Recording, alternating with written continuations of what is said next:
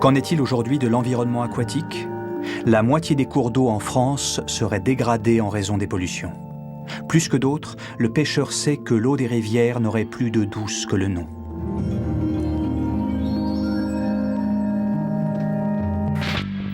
C'est un voyage qui démarre.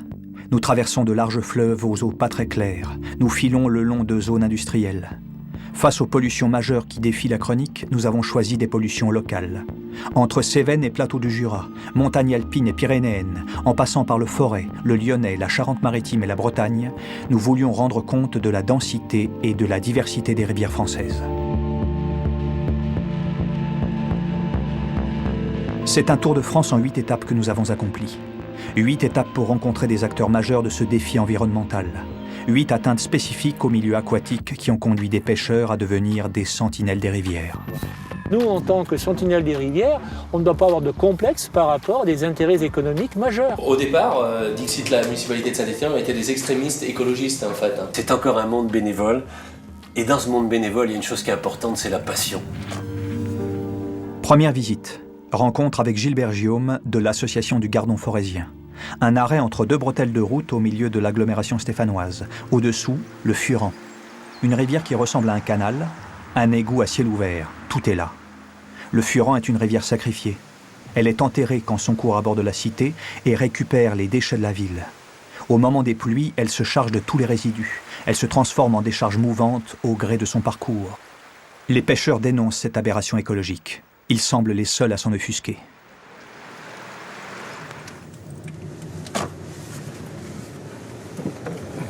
Direction le local de la petite association sur le bord de la Loire. Les 4 membres du bureau ont tenu à nous recevoir, à nous expliquer leur démarche. Comment ils ont convaincu leurs adhérents de les suivre dans leur combat judiciaire. On vend 1700, 1800 cartes, hein. Donc financièrement, ça revient à 1 euro par pêcheur. Quand on leur a montré ça, ils se sont dit, ben oui, c'est peut-être intéressant d'investir 1 euro par pêcheur pour combattre la pollution. Le premier coup d'éclat. Ils intentent une action en justice contre la ville de Saint-Étienne pour manquement à ses obligations de traiter la totalité de ses eaux usées. Une pratique pas courante dans ce milieu de bénévoles. En 2003, on ne savait pas où aller pour déposer plainte. C'est vrai. C'est la première fois que ça nous arrivait, tous les uns les autres. On n'avait jamais déposé une plainte de notre vie. Jamais. Donc il a bien fallu, effectivement, tu te rappelles, on avait téléphoné à ton cousin. La procédure est longue et coûteuse. 7 000 € déjà dépensés en frais juridiques. L'équipe ne s'arrête pas là. L'autre grand fait d'armes, des manifestations. Leurs adhérents bloquent les ponts de la ville. Ils protestent contre les pollutions successives sur la Loire qui entraînent la mort de tonnes de poissons à chaque grande crue du Furan. Au départ, Dixit, la municipalité de Saint-Étienne, étaient des extrémistes écologistes en fait. On était considérés comme tels et c'est vrai que les mentalités ont beaucoup changé et même il y a eu des rapprochements, on a eu presque envie de travailler avec nous après, donc on était un peu moins des extrémistes. On s'est rendu compte que la cause était noble et crédible, quoi. Voilà les panneaux ressortis pour l'occasion. On rigole encore du bon coup qui a été fait. La municipalité prend des dispositions. Elle agrandit la station d'épuration. Les coups de gueule et les manifestations ont sans doute pesé dans la décision. Mais le temps semble long pour les pêcheurs. Le Furan reste un égout. On ne rattrape pas 30 ans d'immobilisme. La Loire subit toujours les eaux de son affluent.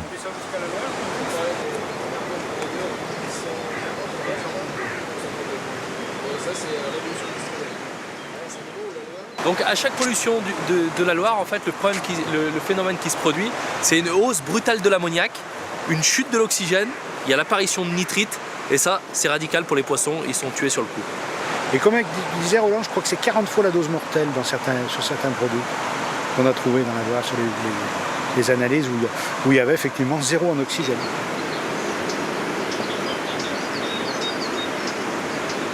Donc on a quelques chiffres suite aux analyses à chaque pollution. Donc par exemple, l'ammoniac. Pour que le poisson vive, il en faut moins de 1 mg par litre. Et bien chaque pollution du Furan, tenez-vous bien, on en avait 21,6 mg par litre. Le plomb, le maximum accepté, c'est 10 microgrammes au litre. Dans la Loire, en aval du Furan, on en a trouvé 28,8 microgrammes. Donc tout ça, ça parle quoi. Les nitrites, pareil, la norme, elle doit être inférieure à 0,3 mg par litre. Dans la Loire, on en comptait 2,4 mg par litre. C'est des chiffres éloquents, quoi. Donc voilà. Donc tout ça, ça provoque un manque d'oxygène. L'oxygène est à 0, le poisson, il meurt sur le coup, net. Le chantier de la station d'épuration est en cours. Tout semble long pour les pêcheurs qui ont hâte de voir les travaux s'achever. Donc là, on est au niveau du Furan, à l'entrée de la station d'épuration du Porchon, où sont traitées toutes les eaux de l'agglomération stéphanoise. Et là, on se rend compte que le niveau du Furan a un niveau élevé aujourd'hui, un débit important. Donc la station ne peut pas tout traiter. Donc il y a une partie des eaux qui n'est pas traitée et qui se rejette directement dans la rivière le Furan, sans passer par la station d'épuration. Et vendredi dernier, on a eu un gros orage sur l'agglomération stéphanoise. Là, la station a été bipassée, c'est-à-dire qu'ils ont fermé la vanne et l'ensemble de l'eau a continué sa route, a continué son chemin jusqu'au fleuve sans être traité ni épuré. La mousse, c'est attirant aussi, c'est vrai que c'est sympathique. Mais on voit pas beaucoup de gobage, par contre. Vous pouvez chercher, à mon avis, on ne doit pas en voir beaucoup. L'eau est froide. Il paraît même, il ne faut pas le dire, parce qu'au niveau des instituts de beauté, ça leur ferait énormément de tort. Il paraît que quand on se rentre dedans, l'épilation est définitive. Définitive.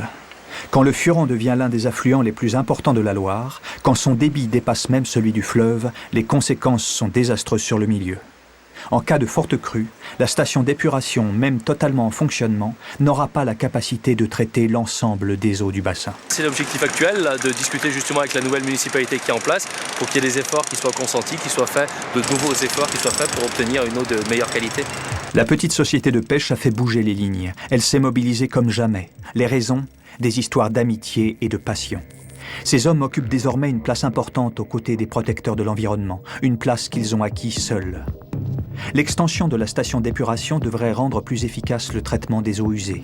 Quant à une amélioration de la qualité piscicole du Furan et par extension de cette partie de la Loire, l'avenir est plus incertain.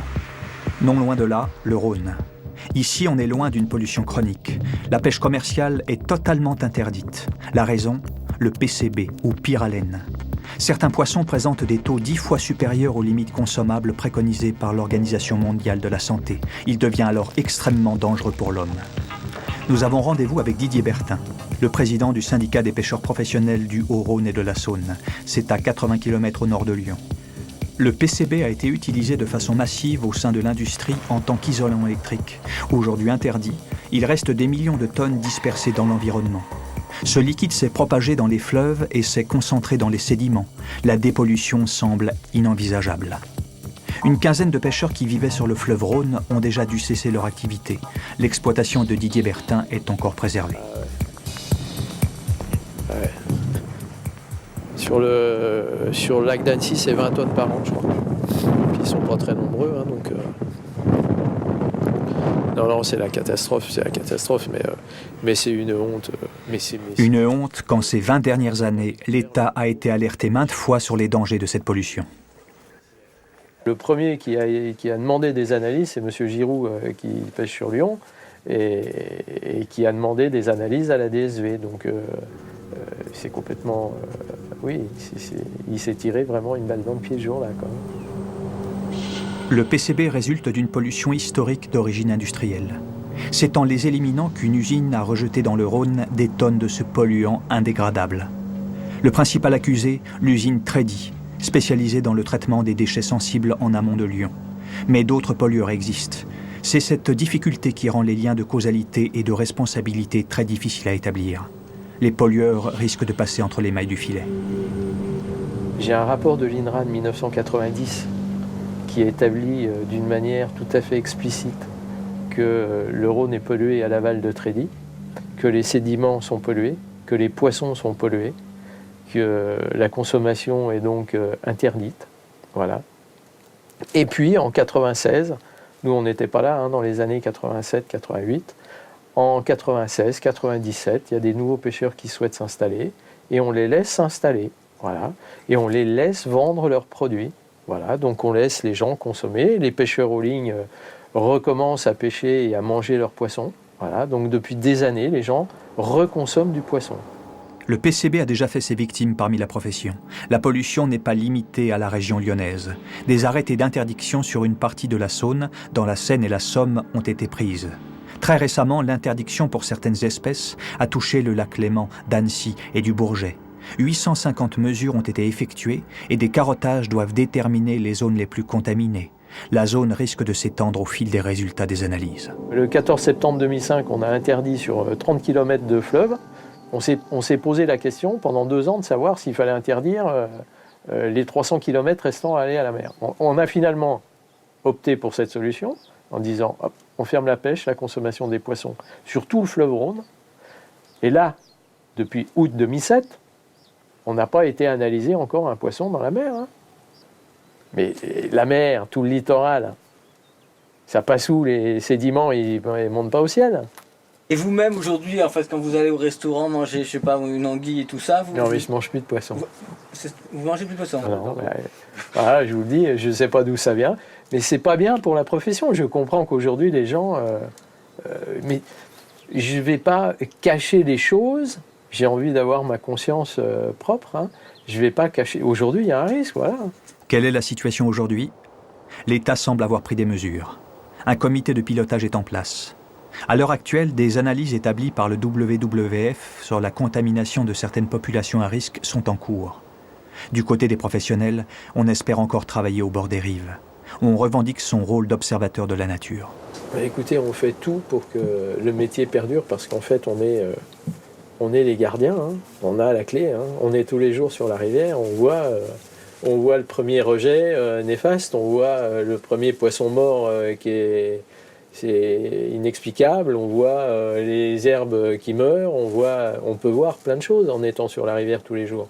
Parce qu'on voit la dégradation. Quelqu'un qui vient sur une rivière une fois tous les 15 jours ou une fois par mois, il ne va pas se rendre compte qu'il manque telle ou telle espèce ou tel et tel arbre. Je veux dire, il peut se passer plein de choses. Et si vous voulez, notre profession, je pense qu'elle a été un peu préservée à cause de ça.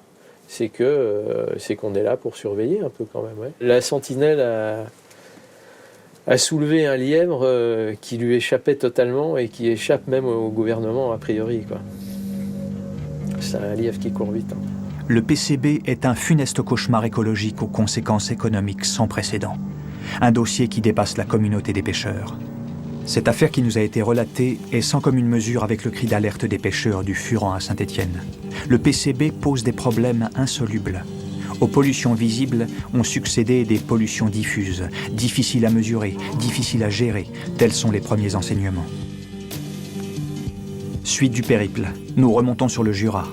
C'est en principe le lieu des pêcheurs sportifs, des territoires aux rivières mythiques pour la pêche à la mouche. C'est une association agréée de pêche et protection du milieu aquatique qui doit nous accueillir. Elle nous avait évoqué le plateau calcaire au-dessus de la rivière qui rend l'atmosphère humide. Elle ne nous avait pas indiqué que sinueuse le long de l'étroite vallée.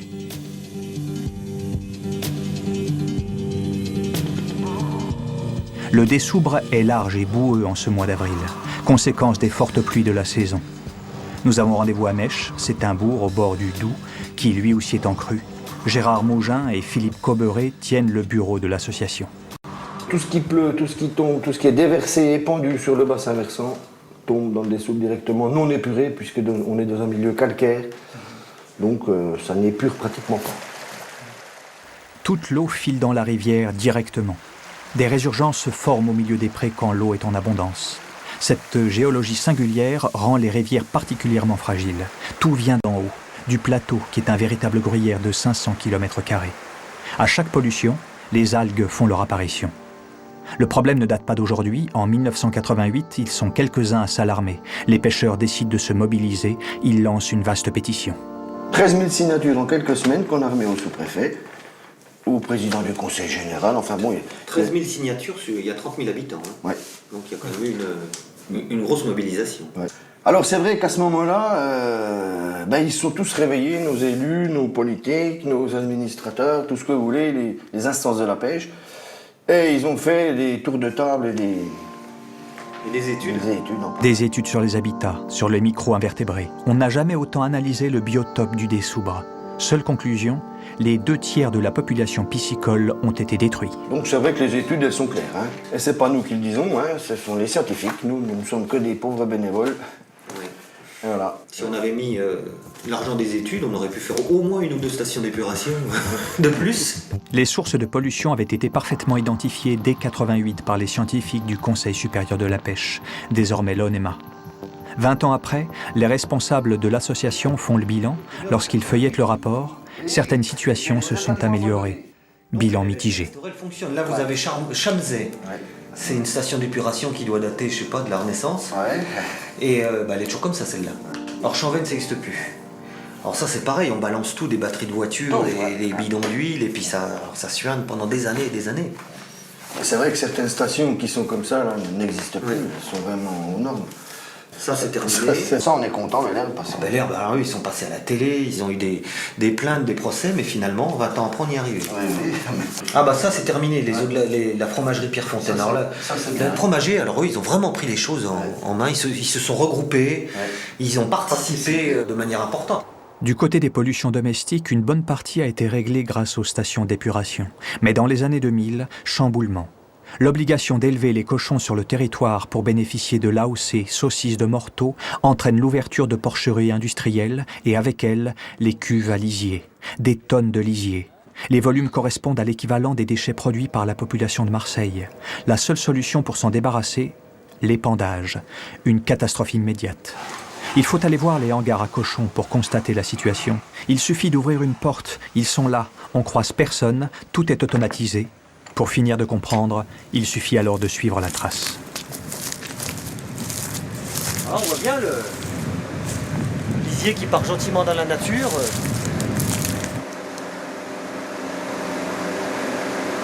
Ça, c'est totalement illégal. Vous voyez, il y a des fuites de lisier partout. On est au-dessus des sources du Dessour, en tête de bassin.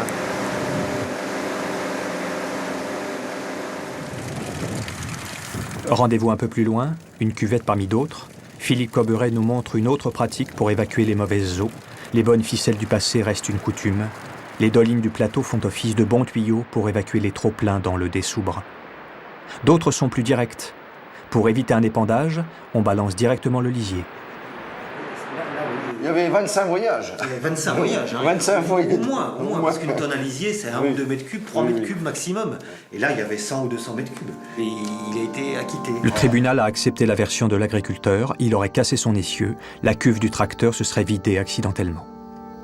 Face au comportement de certains et au développement inexorable des porcheries, la APPMA se remobilise et convoque lors d'une conférence de presse les médias régionaux. Alors la suite de ça, il y a eu des réactions des politiques, réaction des gens de la filière porcine qui disaient mais non c'est pas vrai, on pollue pas, on respecte, on fait attention. Alors depuis qu'on a fait ce cri d'alarme, il doit y avoir 5 ou 6 nouvelles porcheries. Aucune porcherie n'a jamais refusé la préfecture. Aucune. Il y a des textes de loi qui ne sont pas respectés, donc on pourrait attaquer les autorisations au tribunal administratif, c'est-à-dire attaquer l'autorisation du préfet, puisque c'est le préfet qui autorise les porcheries. Mais bon, on hésite, on le fera sans doute un jour, mais... il nous faut un avocat. Il nous faut un avocat, il faut surtout qu'on soit sûr de réussir, parce que si on gagne, c'est parfait, si on perd, c'est quasiment donner l'autorisation à toutes les porcheries. Alors donc nous, on ne va pas laisser ça comme ça, c'est pas possible. Donc malgré nos plaintes au tribunal, etc., je pense qu'on va... Mais c'est difficile pour nous, mais je pense qu'on va aller au niveau de l'Europe. Oui. Au niveau de l'Europe, il n'y a pas de raison. L'État a failli, l'État faillit encore, ne fait pas ce qu'il faut, loin de là, au contraire, ils font l'inverse. Voilà. Le Dessoubre devait arriver à un bon état écologique en 2015. Maintenant, on estime qu'en 2027, ça suffira amplement. Donc d'ici 2027, il sera foutu, il n'y a pas de problème. Parce que déjà là, la population, comme vous l'a dit, a diminué des 2 tiers. Alors 20 ans de plus, ce sera terminé. Voilà. Des désillusions. La bonne santé du milieu aquatique est-il un choix prioritaire ? Ces pêcheurs en doutent fortement. On nous le confirmera par la suite quand, dans certaines mairies de la vallée, on n'ose plus afficher les relevés de la qualité de l'eau. Lorsque la consommation d'eau potable sera déconseillée, la prise de conscience devrait s'accélérer. Et cette fois-ci, le cri d'alerte des pêcheurs sera entendu.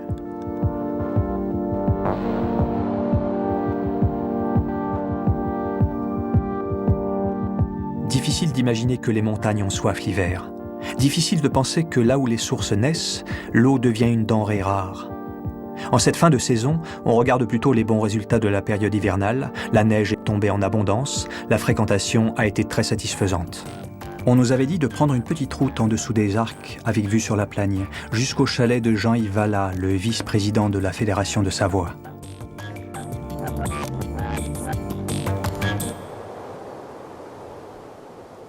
Les pistes sont encore ouvertes, les canons à neige ne fonctionnent plus, la température est trop élevée. Durant l'hiver, ces artifices indispensables ont pompé dans des rivières alors presque à sec. Heureusement, la loi impose de limiter ces prises d'eau. Les fabricants de neige de culture raisonnent autrement. L'eau que nous prenons retourne à la rivière, disent-ils. Nous, défenseurs ou sentinelles des rivières, nous estimons que ce raisonnement est fallacieux, n'est pas totalement vrai, puisqu'en fait, ce qui compte, c'est encore une fois la période d'étiage. Nous constatons qu'avec 1/10 de débit réservé, en plein hiver, c'est absolument insuffisant. Puisqu'à ce moment-là, on a un lit mouillé qui est réduit, on a une lame d'eau qui est très très réduite, et il y a risque de prise en gel. Un milieu aquatique ne se gère pas avec des chiffres dans l'absolu. Il faut travailler par bassin versant, par sous-bassin versant, par chevelu hydrographique, et ce n'est pas le cas aujourd'hui. Donc voilà notre combat. Jean-Yves Vallat veut rappeler que les raisonnements simplistes ne tiennent pas face à la complexité d'une rivière. Dans cette vallée de la Tarentaise qui accueille 350 000 lits touristiques et 50 000 habitants, avec une consommation moyenne de 250 litres d'eau par jour et par habitant, l'impact sur la ressource est astronomique. L'arrivée des niviculteurs, les fabricants de neige artificielle et leurs milliers de canons à neige a considérablement augmenté les prélèvements, car de l'eau, il en faut 16 millions de mètres cubes pour la saison 2006-2007, l'équivalent de la consommation annuelle d'une ville de 320 000 habitants. Il n'y a qu'un cours d'eau en Tarentaise qui a gardé sa valeur piscicole, c'est le cours d'eau de l'eau Rousse dans l'Auzière. Et comme par hasard en Lauzière, il n'y a pas de station de ski. Et donc il faut qu'aujourd'hui on ait des instruments, des outils pour être capable de dire là c'est l'effet du rejet d'eau usée, là c'est l'effet de la perte d'habitat, là c'est l'effet des prélèvements en eau. Donc il y a un chantier énorme et je me demande si on va pouvoir naturellement distinguer, spécifier chacun de ces impacts. Et c'est là en même temps que les nivoculteurs jouent sur du velours, parce qu'ils nous disent écoutez, nous en termes de prélèvement, en fait, on prélève très peu d'eau puisque l'eau revient au cours d'eau et vous nous faites porter le chapeau sur l'ensemble des problèmes. Là, ils ont raison. Donc à nous d'être très crédibles en disant en effet, il ne faut pas victimiser la neige de culture. Il faut la replacer dans un cadre beaucoup plus global de l'aménagement de la montagne. Nous, en tant que sentinelles des rivières, on ne doit pas avoir de complexe par rapport à des intérêts économiques majeurs. La neige à tout prix a un coût sur l'environnement. Les pêcheurs ont beaucoup de mal à faire entendre leur point de vue. Pourtant, au sein de la Fédération de Savoie, on prône un discours basé sur des arguments raisonnés. Jean-Yves Vallat est de ceux-là. Cet homme ne veut pas que les passions prennent le dessus sur un sujet aussi sensible que l'eau et plaide pour une attitude responsable. Il est de ceux qui disent que les milieux aquatiques ont les moyens de se développer si on ne leur fait pas subir des dommages irréversibles. Il est de ceux qui disent que l'alvinage est une triste solution et ne peut être conçu comme une réparation par les pollueurs. Il a pris le leadership de cette nouvelle manière de gérer les cours d'eau. Une gestion patrimoniale de la rivière. Alors c'est vrai que les campagnes d'information qu'on a faites, aussi bien dans la presse, aussi bien dans le cadre des arrêtés préfectoraux, ont marché. C'est-à-dire que le préfet sait très bien que nous avons recueilli des avis, des constats, et que ce qui se passe aujourd'hui en Haute-Tarentaise, ça se passe partout. Et donc, notre crédibilité a augmenté. Dans les années 80, lorsque nous commencions un petit peu à alerter, nous passions pour finalement des doux rêveurs et des gens qui étaient pessimistes. Donc là, à ce niveau-là, je suis optimiste. Je me dis que nous allons dans le bon sens. Et je répète, dans les arrêtés, nous avons obtenu des limitations, notamment en termes de prélèvements hivernaux. L'arrêté préfectoral permet désormais de modifier les prélèvements autorisés en cas de trop forte pression sur le milieu aquatique. C'est une première réussite pour la fédération. Pendant 5 ans, il va y avoir des études hydrobiologiques et des études piscicoles qui vont être faites. Et au vu de ces études, c'est écrit dans l'arrêté préfectoral, si l'impact est constaté scientifiquement, eh bien, il est écrit dans un article que les débits réservés pourraient être revus. Une première satisfaction. Les informations des prélèvements permettent une transparence pour argumenter. Un dialogue est enclenché, mais la vigilance ne fait que débuter. Jean-Yves Vallat a conscience des difficultés qui se profilent. Car doit-on attendre que des conflits d'usage plus dramatiques apparaissent ? Comme ce fut le cas dans les Hautes-Alpes quand le préfet a dû faire ravitailler des villages lors d'une pénurie d'eau en plein hiver ? Ou dans les Pyrénées où des villageois de la vallée de Luz ont été alimentés en bouteilles d'eau pendant plusieurs jours ? Le miracle des canons à neige pour répondre aux difficultés d'enneigement a un coût. Les enjeux dépassent le contexte piscicole.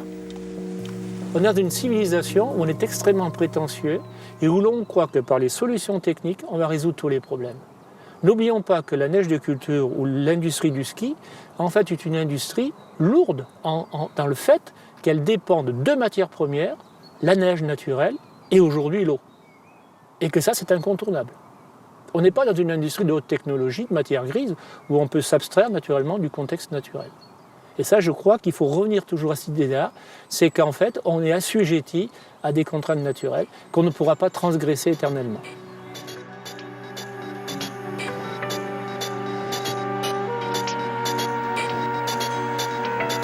« 20% du domaine skiable sont recouverts de neige de culture aujourd'hui. À long terme, l'armada des canons mis en place sur nos massifs ne sauvera pas les stations du manque d'enneigement naturel. Réchauffement climatique oblige. La neige de culture a un coût de fabrication qui est déjà trop lourd pour certaines stations. L'envolée du prix de l'énergie et de l'eau amènera à une impasse financière. C'est ce qu'affirment déjà les pêcheurs de la vallée.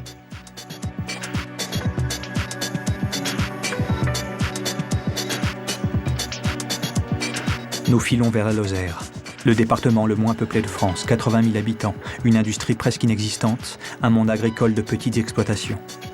La pêche de loisirs est une activité majeure pour le développement économique et touristique du département. La fédération de pêche est un acteur incontournable. Les élus régionaux et départementaux l'ont toujours soutenu pour faire de ces cours d'eau des lieux d'exception. Dans un environnement préservé, la fédération est vigilante dans un contexte où les atteintes au milieu restent peu perceptibles.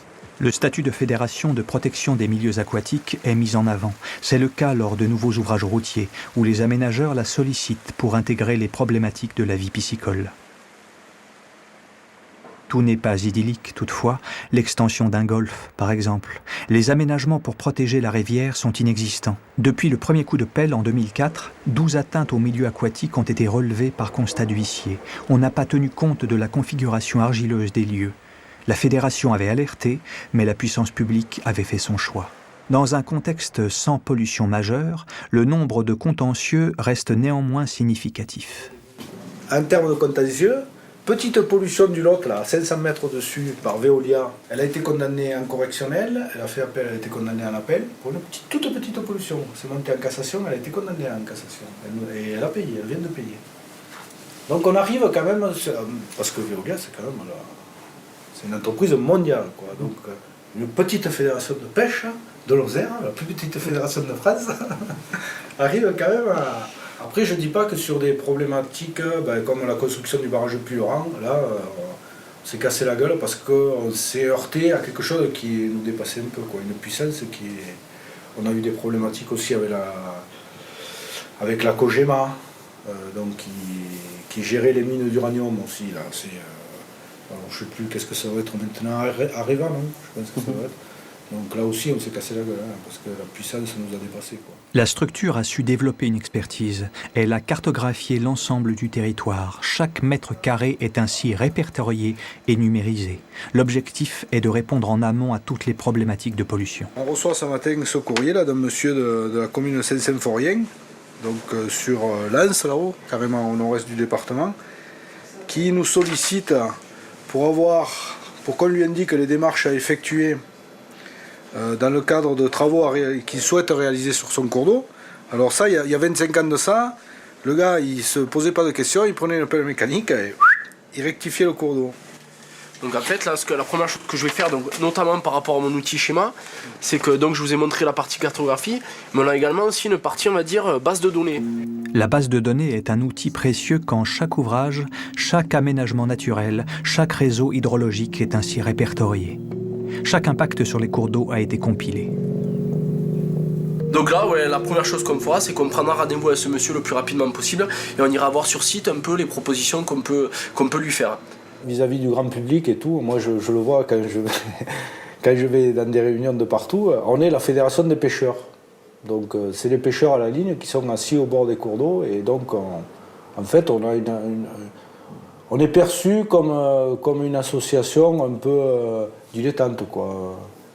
Quand on rentre dans le détail des actions qu'on peut mener, on surprend beaucoup de monde. Quand on dit qu'à la Fédé, parfois on est jusqu'à 25 employés, on surprend beaucoup de monde, quoi. Quand on dit qu'on a un pôle environnemental, qu'on a un pôle animation, qu'on a des techniciens dans les piscicultures, on surprend pas mal. Ah, vous faites tout ça? Par exemple, à la région, on a participé sur les 18 derniers mois là, au schéma régional de la biodiversité. On est descendu à Montpellier, là, on va faire les réunions, et dire, nous, en Lozère, on n'a pas véritablement de problématique, parce que ce qui les intéresse là-bas, c'est l'arc méditerranéen, quoi, plutôt. Et nous, on est plutôt tourné ici, soit sur la Loire, ou soit sur la Garonne. Donc, ils nous disaient, vous, la Lozère, non, nous, en Lozère, on a des soucis, et on veut... donc, on essaie d'intégrer des problématiques dans ce schéma, quoi. Et c'est toujours ça, quoi. Ça mobilise énormément de temps. Et puis moi, je suis convaincu, en tant que secrétaire général de la Fédération de pêche, je pense que le conseil d'administration, Alain Bertrand, le président, est dans la même démarche. C'est que la protection des milieux, c'est un peu l'avenir, quoi. Ça sera un peu notre vitrine. Alors, on a intérêt d'avoir des pêcheurs, effectivement, pour faire tourner le moulin tous les mois. Et pour justement faire des actions pour le milieu naturel qui, au final, favoriseront la pratique de la pêche, quoi. Le message, il est un peu là, quoi. Si on arrivait à faire prendre conscience, peut-être on retrouverait des pêcheurs. C'est pour ça que je ne suis pas pêcheur, mais que chaque année, je prends ma carte de pêche. La place prise par la fédération locale dans le développement économique du territoire est aujourd'hui acquise. Néanmoins, aurait-elle eu une autre écoute face à des pollutions d'une autre dimension, telles que le PCB ? Aurait-elle mieux été entendue si elle était confrontée aux enjeux des canons à neige? On en doute. Les fédérations de pêche restent sous-dimensionnées face à des situations aux impacts plus conséquents. C'est une autre leçon de notre périple. Dans chaque lieu, sur chaque territoire, les sociétés de pêche sont confrontées à des problématiques singulières. Les enjeux ne sont jamais les mêmes.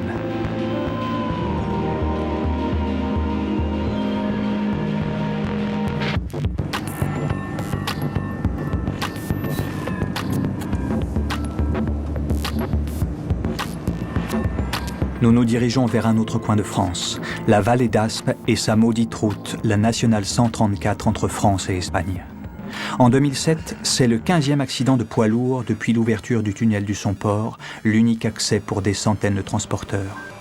Chaque jour, plus de 200 camions passent par cette route de montagne.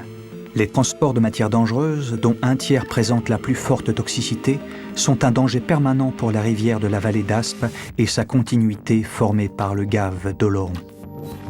Nous avons rendez-vous avec le technicien de la Fédération des Pyrénées-Atlantiques sur l'une des zones les plus dangereuses pour les camionneurs. Là, on est dans la zone intermédiaire. On est à peu près au milieu du tronçon qui a été vraiment touché fortement. Tous les poissons ont été brûlés, on les voyait sauter sur les bordures pour essayer de s'échapper. Mais c'est une pollution peu rémanente, c'est-à-dire que les produits, une fois dilués, la pollution est passée, il n'y a plus rien dans les sédiments, il ne reste rien. La fédération s'est portée partie civile, comme à chaque fois, pour dégradation du milieu aquatique. Bon, on vient de voir passer un camion citerne, c'est un camion de transport dangereux. Et ça, il en passe quand même, il passe à peu près autant de transport dangereux que de transport de maïs.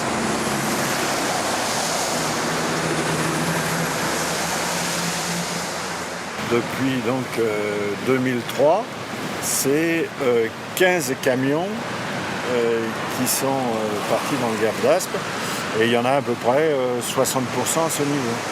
La première grande affaire date de 1982. Une citerne de 26 000 litres de bitume tombe dans le Gave. 1500 s'en échappent. 5 km de rivière entièrement contaminée. Pas de procès cette fois-ci. Règlement à l'amiable, à la clé, 450 000 francs de dommages et intérêts. Yves Agier, le premier à avoir bataillé dans ces affaires juridiques, et l'actuel président Jacques Maisonnave se connaissent bien. Ils ont réuni autour d'eux une équipe de bénévoles et de professionnels. Des Béarnais et des Basques qui avaient envie d'agir ensemble. Il est difficile d'énumérer la totalité des contentieux qu'ils ont initiés dans les diverses juridictions. Il y a plusieurs plaintes et dépôts de partie civile. Il y a des affaires en appel. En cassation, on n'en a pas? Non, pas en cassation. Non. Après, au tribunal administratif aussi, on a le problème de la pollution de la mousque à partir de la décharge de Lourdes. Voilà. Et en règle générale, on a à peu près une quinzaine d'affaires qui sont toujours devant un tribunal, voilà, en contentieux, disons ce qu'on va dire, en contentieux. Voilà. Je crois qu'au début, on ne se rendait pas compte de la charge de travail que ça allait représenter et de l'implication que nous devions avoir là-dedans.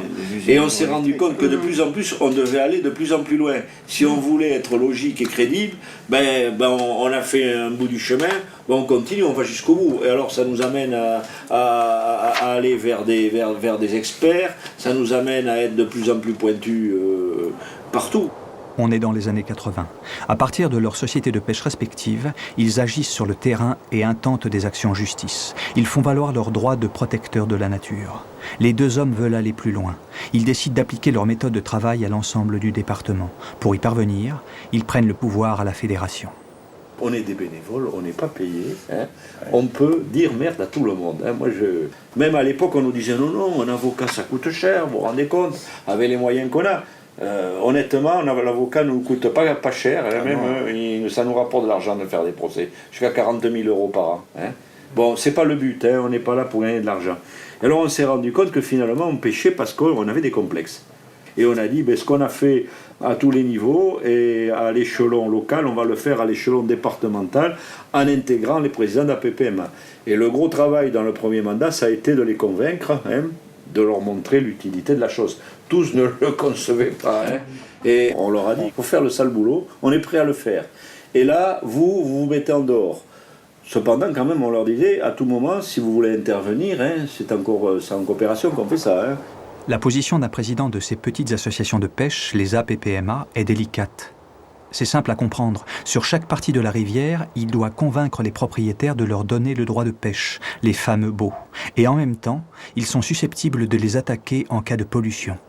Une position souvent intenable. À partir de là, j'ai défendu le thème de dire les baux de pêche c'est une chose, mais le jour où il n'y a plus rien dans la rivière, les baux de pêche ne servent plus à rien. Donc je pense que c'est les faux problèmes. Et à partir du moment où on est clair et qu'on est dans notre droit, il n'y a aucun problème. La Fédération du 64 a pris à bras-le-corps sa nouvelle mission. Un avocat à son service, une secrétaire qui s'est spécialisée dans les affaires judiciaires, des bénévoles à mi-temps pour éplucher les dossiers. Elle est même devenue aujourd'hui le recours pour suppléer aux pouvoirs politiques locaux. Les maires sont venus me chercher pour avoir l'appui des pêcheurs. C'est-à-dire qu'eux n'ont pas voulu porter plainte. Alors, quand on dit la conscience écologique, c'est vrai, mais c'est quand même superficiel. Il manque le courage écologique. Que la conscience existe, il manque le courage écologique. Que de chemin parcouru. En 20 ans, l'association s'est construite une véritable identité. Il a fallu convaincre, passer quelquefois en force, s'organiser autrement, s'ouvrir aux autres acteurs de l'environnement, rencontrer les décideurs institutionnels, affirmer ses convictions et changer les hommes. Très honnêtement, j'ai connu une époque où les fédérations, c'était Jurassic Park. Il y avait des grands dinosaures. Et moi, j'étais petit trublion, toi encore plus que moi, qui rentrait là-dedans pour secouer les vénérables vieillards Kakoshim. Moi, j'ai pas changé. Et toi, t'as pas changé, t'es toujours un trublion. Mais il y a des gamins de 70 ans chez nous, bon. Et il y a des vieux de 30 ans. Alors non, mais tant qu'on fonctionne en équipe, ça ira. Si l'équipe éclate, je sais pas ce que peut dire, elle deviendra une fédération, il y en a, peut-être, je sais pas, banale, dans lequel on fait les affaires courantes, on organise des concours de pêche, et puis voilà quoi, et on laisse faire les choses. L'équipe amenée par Jacques Maisonnave a fait bouger les lignes. Mais l'ampleur de la tâche pourrait sembler disproportionnée. En traversant la France, on relit nos notes. Le tableau de la qualité des eaux dans l'Hexagone est sombre. On estime à seulement 20% la proportion du réseau fluvial en bonne santé. Autre source d'inquiétude, la concentration dans les eaux de surface de pesticides, de nitrates, de phosphore, d'hydrocarbures, de métaux lourds reste à des niveaux inquiétants. Nous arrivons en Charente-Maritime. C'est une toute autre problématique qu'on croyait réservée aux régions sèches et arides qui nous attend. En été, il n'y a plus d'eau dans les rivières. Comment en est-on arrivé à cette situation si absurde? C'est simple, durant la saison estivale, 80% de la ressource en eau est consommée par les agriculteurs. Les consommateurs et l'industrie se partagent les 20% restants. En cause, l'irrigation du maïs, une plante venue d'Amérique centrale, gourmande d'eau et de soleil. La demande est affolante. Pour arroser les 65 000 hectares, on a besoin d'environ 2000 mètres cubes à l'hectare. Le département ne peut satisfaire ce colossal besoin. Je me rappelle quand je disais à mes collègues, moi, mais j'ai plus d'eau chez moi l'été, ils étaient loin de s'imaginer que plus d'eau, ça voulait dire plus d'eau du tout dans une rivière. Ils étaient loin de s'imaginer ça. À force d'en parler, ils sont conscients, d'amener des images, effectivement, de... Voilà. Alors, là, c'est pareil, je ne veux pas être pessimiste, moi, parce que si sur 2200 km, il y en a 1000 de sinistrés, ça veut dire aussi qu'il y en a 1200 qui restent en état et qu'on fait vivre. Hein, qu'on soit bien d'accord là-dessus. Que les gens ne se disent pas, oh, ben, la Charente-Maritime, il n'y a pas une goutte d'eau. Non, il ne faut pas exagérer non plus. Ce que je veux dire, c'est inadmissible de perdre 50% de son terrain d'exploitation en termes d'activité. Aujourd'hui, on connaît une situation catastrophique qui est l'assèchement. Quand on a une rivière, j'ai avec moi quelques photos, hein, quand on a une rivière comme ça, qui, dit vulgairement, est une piste à 4x4, hein, les poissons, il y a un moment qu'on n'en voit plus sur ces secteurs-là. Et même des fois, l'assèchement, il intervient très brutalement. Ici, toutes les petites taches blanches qu'on voit, c'est des poissons, quoi. Pour avoir connu cette mortalité-là, personnellement, on revient le soir en pleurant et attristé, désabusé. Donc c'est assez difficile de connaître ça sur le terrain. Les tensions sont vives entre agriculteurs et défenseurs de l'environnement. La fédération interpelle les pouvoirs publics et prend l'initiative de réunir un large mouvement citoyen regroupant une trentaine d'associations. Avec toutes ces associations qui sont fédérées, finalement, c'est 200 à 300 000 personnes qui sont regroupées au sein de Cargo. Donc, juste après cette mise en place, donc au cours de 2005-2006, d'emblée, on a fait des propositions très concrètes, des priorités à mettre en place. Et ensuite, on a été beaucoup plus finement, beaucoup plus techniquement dans les propositions, en mêlant toutes les compétences des uns des autres, donc hydrogéologues, hydrobiologistes, techniciens, mais aussi un avis de consommateur, un avis d'agriculteur, pour avoir quelque chose de solide et de pertinent. Déranger, c'est aller voir les irrigants, même si on n'est, j'allais dire, pas en conflit ouvert avec eux, c'est aller voir leurs responsables et leur dire « Attendez, là, ça paraît pas sérieux votre truc, ce n'est pas sérieux votre truc », d'aller dans le dialogue. Et puis vis-à-vis de l'administration, c'est leur dire « Je suis désolé, si vous voulez atteindre un objectif, ça a été le cas cette année, si vous voulez atteindre l'objectif 2013, il va falloir que vous nous mettiez en place, effectivement, un échéancier pour dire, si on veut arriver à telle limitation, dès aujourd'hui, il faut programmer cette limitation à tant cette année, tant l'an prochain, etc. Ça a été fait depuis l'an dernier. Mais si je ne devais pas croire à ces objectifs-là, je ne passerais pas tout mon temps de bénévole à me battre pour ça. Donc je crois forcément qu'à un moment, on va bien retrouver la raison, parce que de toute façon, les événements vont nous y pousser. La guerre de l'eau, c'est peut-être pas un vain mot. Il va falloir qu'on y arrive, qu'on le veuille ou non. 2013, j'espère qu'on aura fait un grand pas, et qu'entre 2013 et 2015, application de la directive cadre européenne, on va pouvoir affiner pour avoir atteint notre objectif au moins en 2015. Aujourd'hui, on est mi-avril, on a une rivière qui fonctionne très bien au point de vue hydraulique. Au point de vue fonctionnement piscicole, c'est pareil, on a des petites zones d'écoulement, de plat, une eau fraîche, une eau oxygénée. On est sur une rivière de première catégorie, donc là, quelque chose de très très satisfaisant. Où tous les poissons, et notamment la truite, y trouvent son compte. Et on est là, ici, sur une rivière qui, dès la mi-juin, est fortement affectée et assèche. Au mois de juillet, ici, c'est une piste VTT. On n'a plus d'eau du tout. Bien sûr, on n'a plus de poissons. On a une piste. À chaud, la première réaction, ça pourrait se dire c'est catastrophique. On peut se lamenter, se disant voilà, tout ce qu'on fait, ça sert à rien. On peut remettre du poisson, de toute façon il est perdu, on peut mettre en place des frayères, etc., faire des travaux, mobiliser des gens. De toute façon c'est voué à disparaître puisque systématiquement, fatalement on ira vers l'assèchement et donc du coup la disparition de ce genre de choses. Mais je vous ai dit, le pêcheur il est optimiste, on ne va pas mourir sans se débattre. Il faut absolument qu'on avance, on n'a pas le choix, on va mettre en place des choses, on fait des actions, on bouge des personnes, on fait des travaux, les fédérations de pêche, on a aussi la protection des milieux aquatiques, c'est nos missions, c'est nos convictions, on y croit.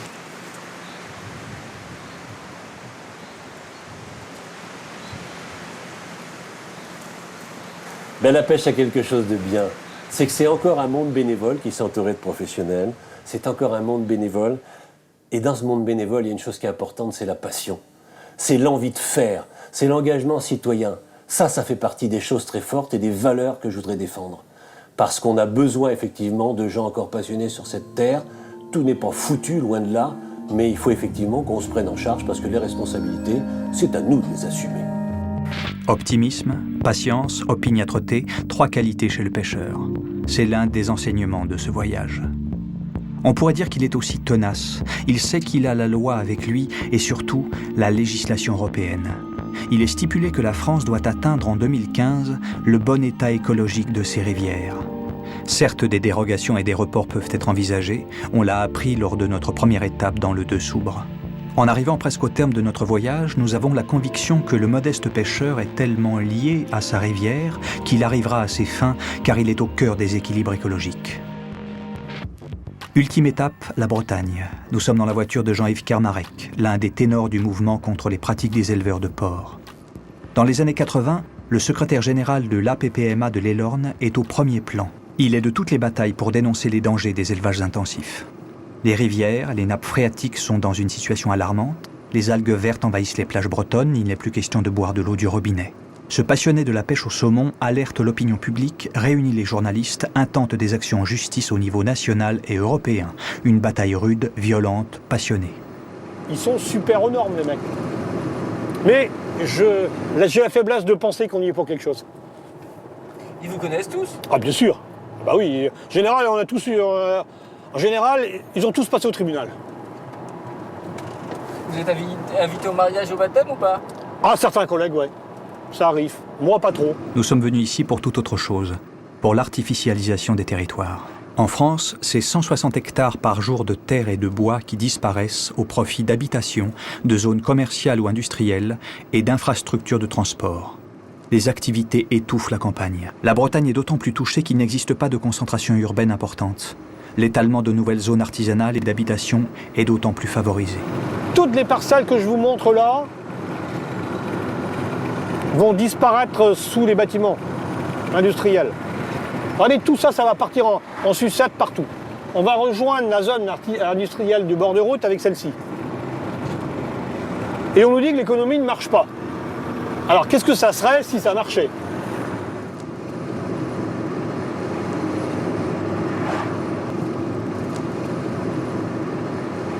Je me pomme tellement il y a des routes. Je me pomme tellement il y a des routes. C'est pour vous dire. Bon, on va retourner sur Cisin. Dans le Finistère, 500 000 nouveaux habitants sont annoncés d'ici 2030. L'accroissement des lotissements est un problème majeur. Cet étalement urbain imperméabilise les sols par le bitume et le béton. L'infiltration est limitée dans le sous-sol, tout ruisselle dans les rivières, augmentant les risques de pollution et les risques d'inondation. Vous voyez un peu la surface de territoire qui est en train d'être artificialisée entre les autoroutes, les routes, les rocades, les déviations qu'on vient d'emprunter, les lotissements. Ça devient énorme, quoi. C'est des dizaines, c'est des centaines d'hectares, des milliers d'hectares à l'échelle d'une petite vallée comme la vallée de l'Elorn, qui vont être artificialisés dans les années qui viennent. La technique n'a pas réponse à tous les problèmes que l'on crée. Donc il y aura des conséquences négatives inévitables. Vous, petit APPMA, vous pouvez lutter contre ça? Ah ben nous, tout seul, on ne peut pas. Tout ce qu'on peut faire là, à ce niveau-là, c'est d'alerter les médias, c'est de sensibiliser les gens, la population, les élus, pour dire il va falloir économiser l'espace. On ne va pas pouvoir continuer comme ça. Et vous pensez que si vous n'aviez pas été pêcheur, vous auriez été aussi combatif ou pas? Non, non, j'aurais pas fait ce combat-là. Les racines, c'est la pêche, c'est clair, c'est net. Et c'est la truite et c'est le saumon. Ah non, non, je ne ferai pas ça. Quand on est sensible à ça, ça fait mal, quoi, même physiquement. Quoi. Ça me fout de la santé en l'air de voir un pays qui part en brioche comme ça.